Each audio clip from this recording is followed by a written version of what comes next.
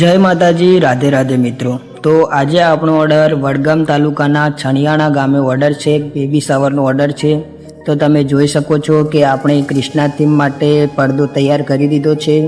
અહીંયા આગળ આજે આપણે કૃષ્ણા થીમનું ડેકોરેશન કરવાનું છે મિત્રો। બલૂન ફુલાવાનું કામ ચાલુ કરી દીધું છે। તો આજે આપણે પર્પલ એન્ડ પીચ કલરના બલૂનથી બેબી શાવર માટે એક મસ્ત મજાની થીમ બનાવવાની છે।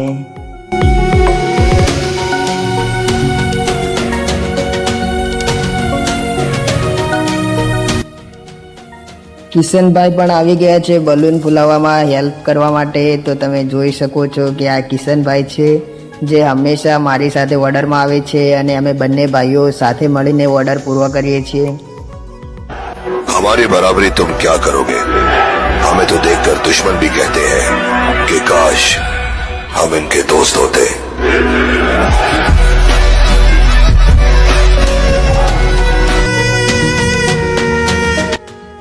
મિત્રો આ જેટલું સિમ્પલ લાગે છે એટલું જ અઘરું હોય છે, કેમ કે આમાં એક પછી એક બલૂન લગાવવા અને એમાં પણ જો દોરી ખૂટી જાય તો પણ નવી દોરી લગાવવી એ માથાકૂટ ભર્યું કામ છે। અને કેટલા બલૂન કેવી રીતે લગાવવા એ બહુ વિચારીને લગાવવા પડે છે, કેમ કે તમે જોઈ જ શકો છો કે હાલ પણ આપણી સાથે થયું। આ જુઓ બલૂન ખૂટી ગયા છે તો આપણે હવે લગાવ્યા પછી પણ જોઈન્ટ કરવા પડે છે।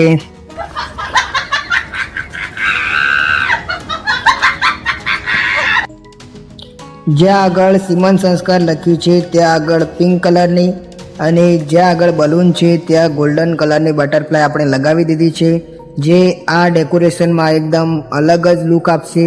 તો તમને કેવી લાગે છે કમેન્ટમાં જરૂર જણાવજો અને અમારા વિડીયો તમને કેવા લાગે છે એ પણ કમેન્ટમાં જરૂર જણાવજો। અમે તમારી કમેન્ટની રાહ જોઈશું। તો મિત્રો કમેન્ટ કરવાનું ભૂલતા નહીં। ઓકે।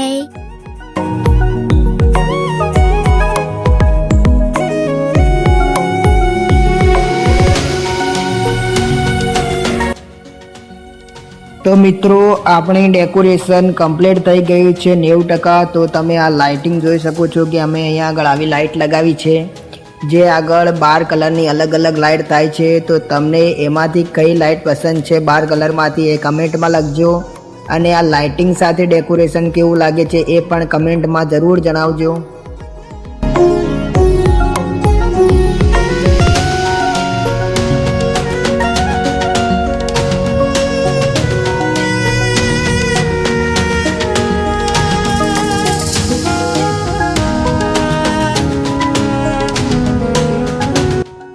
સીલિંગ પર પણ બલૂન લગાવી દીધા છે। તો ફાઇનલી મિત્રો તમે જોઈ શકો છો કે વડગામ તાલુકાના છણિયાણા ગામે આજનું આપણું સિમન સંસ્કારનું ડેકોરેશન કમ્પ્લીટ થઈ ગયું છે। તમને આ ડેકોરેશન કેવું લાગ્યું કમેન્ટમાં જરૂર જણાવજો। મળતા રહીશું આપણે આવા જ ડેકોરેશનની સાથે।